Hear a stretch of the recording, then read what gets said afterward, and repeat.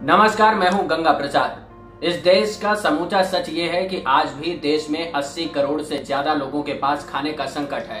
इस सच को कोई नाकार नहीं सकता, क्योंकि इस बात को सरकार खुद मानती है कि 80 करोड़ लोगों तक सरकार ने दाना पानी पहुंचाया है। वो जमीन में हकीकत बनकर कितना उतरा, ये दूसरी बात हो सकती है, लेकिन सच यही है कि आज भी देश भुखमरी, बेरोजगारी और लाचारी के बीच फंसा हुआ है।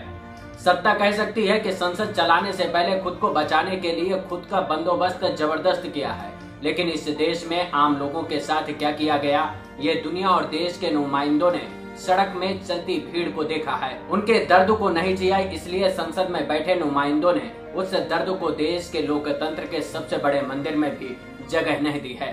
जिस दर्द को सत्ता में बैठे नीति नियंताओं ने अपने ही देश के लोगों को दिया है। इसलिए अगली बार प्रधानमंत्री आप मत चुनिएगा। अब जब चुनाव हो तो अपना सांसद, अपना विधायक और अपना नेता चुनिएगा, जो आपके दर्द को महसूस कर सके और संसद में आपकी आवाज बनकर सबके सामने कह सके, ये हमारे प्रदेश, हमारी विधानसभा या संसदीय क्षेत्र का दर्द है। इसको सरकार को सुनना ही होगा। लेकिन जनता ने तो चौकीदार चुना था और चौकीदार का मुखौटा उसी दिन उतर गया था जिस दिन मतदान हो गया। इसलिए इस बार न चौकीदार न प्रधानमंत्री बल्कि सांसद और विधायक चुनिएगा, जिनसे सवाल और जवाब आप कर सकें। इस सन्नाटे को समझने की कोशिश करिए। जब देश में करप्शन अपने चरम पर है, तब इस देश में बेरोजगारी अपने इतिहास के सभी मापदंडों को तोड़ चुकी है। इस बीच लाचारी और बेकारी का हाल भी बुरा है। हर सेक्टर मुंह के बल गिरता चला गया, क्योंकि सरकार के पास न कोई नीति है और न कोई रोड मैप। अगर कुछ है तो सिर्फ लच्छेदार भाषण, जिसमें सब जवाब हैं, सिर्फ सपनों में जीने के, हकीकत में कुछ भी नहीं। इसका कोई खाका नहीं है। तभी तो बैंकों से लोन ऑफर किया जा रहा है, लेकिन लेने के लिए कोई तैयार नहीं है, क्योंकि बैंकों से लोन लेकर भी कोई क्या करेगा। जब तक मार्केट की सप्लाई चेन ठीक नहीं होगी तो फिर रास्ता क्या होगा। इस मुश्किल को इस बात से समझा जा सकता है कि आरबीआई कोर्ट का दरवाजा खटखटा रही है कि जो पैसा बैंकों के जरिए लोन के रूप में दिया गया है, वो पैसा वापस नहीं आने की स्थिति में है। इसलिए एनपीए घोषित कर दीजिए, ताकि तस्वीर साफ हो सके कि इतना पैसा कर्ज के तौर पर नहीं लौटेगा। 31 अगस्त आखिरी तारीख थी, लेकिन सुप्रीम कोर्ट ने कह दिया कि अभी इस बात का ऐलान मत कीजिए कि इतना पैसा बट्टे खाते में चला गया, यानी कि ये पैसा अभी वापस नहीं लौटेगा। इसलिए आरबीआई ने उन आंकड़ों को रिलीज नहीं किया। इस पर 28 सितंबर को सुप्रीम कोर्ट में सुनवाई होगी। वैसे सत्ताओं का चरित्र रहा है अपनी नाकामी छिपाने के लिए जनता से मुंह फेर लेना, लेकिन सुप्रीम कोर्ट भी ऐसा कर सकता है क्या। वैसे इस दौर का सच यही है कि सत्ता जो चाहती है वो किया जा रहा है। इसका मतलब ये है कि अब तक कितने लोगों ने बैंकों को चूना लगाया, उसका आंकड़ा अब सामने नहीं आएगा। कितने लोग पैसे लेकर भाग गए, उसका आंकड़ा सामने नहीं आएगा।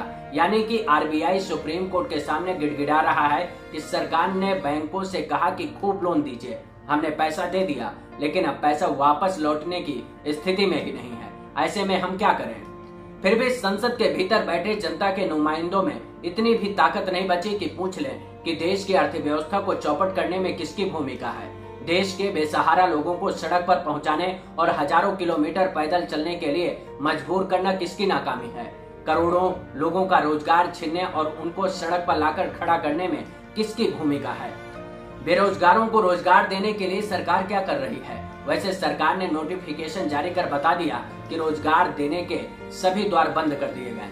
सरकार ने सभी मंत्रालयों को कह दिया कि किसी भी तरह के कार्यक्रम, वो चाहे सालाना, छमाही या फिर किसी भी नायक की याद में किए जाने वाले कार्यक्रमों को तत्काल प्रभाव से रोक दिया जाए, क्योंकि सरकार के पास पैसा नहीं है जिसका खर्च उठाया जा सके। इसलिए सभी तरह की भर्तियों पर भी रोक लगा दी गई और जिन भर्तियों को करने की तैयारी थी उनको भी वापस ले लिया गया। इस बीच संसद में केंद्रीय वित्त राज्य मंत्री अनुराग ठाकुर ने एक आंकड़ा सबके सामने रखा है, जिसमें बताया है कि पिछले 5 सालों में, यानी कि 1 जनवरी 2015 से 12 दिसंबर 2019 तक देश में विजय माल्या, मेहुल चोकसी और नीरव मोदी सरीखे 38 आर्थिक अपराधी देश छोड़कर भाग गए हैं, जिनमें से 14 लोगों के प्रत्यर्पण के लिए दूसरे देशों से संपर्क किया गया है, जबकि 11 लोगों के खिलाफ भगोड़ा आर्थिक अपराधी एक्ट 2018 के तहत कार्रवाई शुरू की गई है।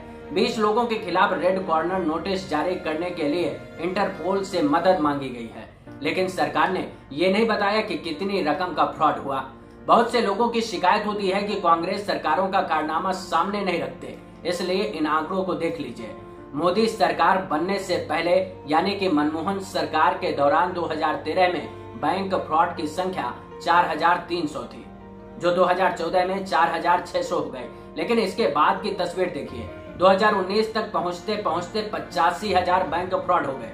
ये सिर्फ फ्रॉड करने वालों की संख्या है, न कि रकम।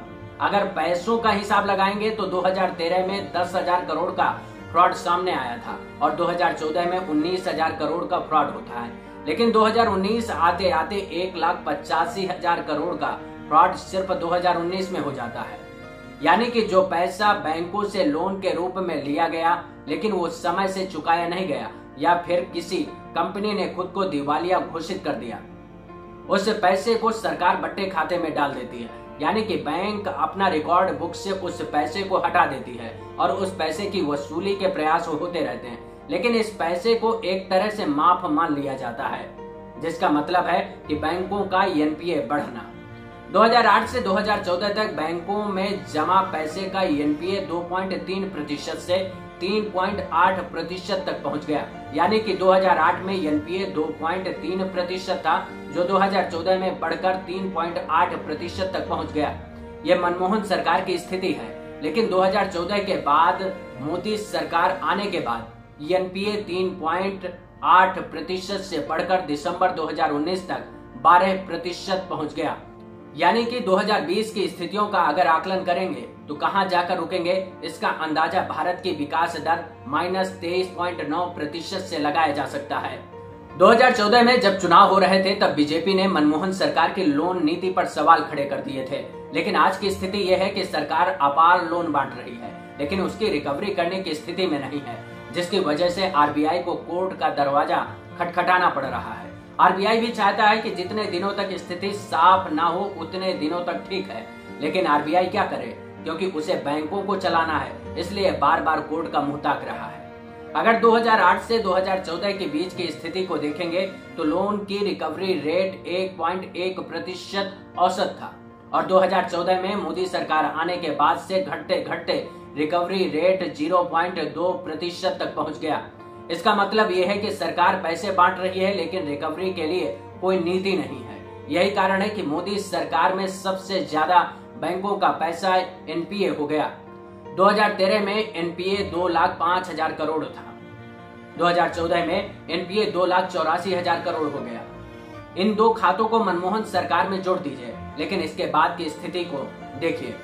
2015 में एनपीए 3,85,000 करोड़ है, 2016 में एनपीए 6,84,000 करोड़ और 2017 में एनपीए 9 लाख करोड़ हो गया।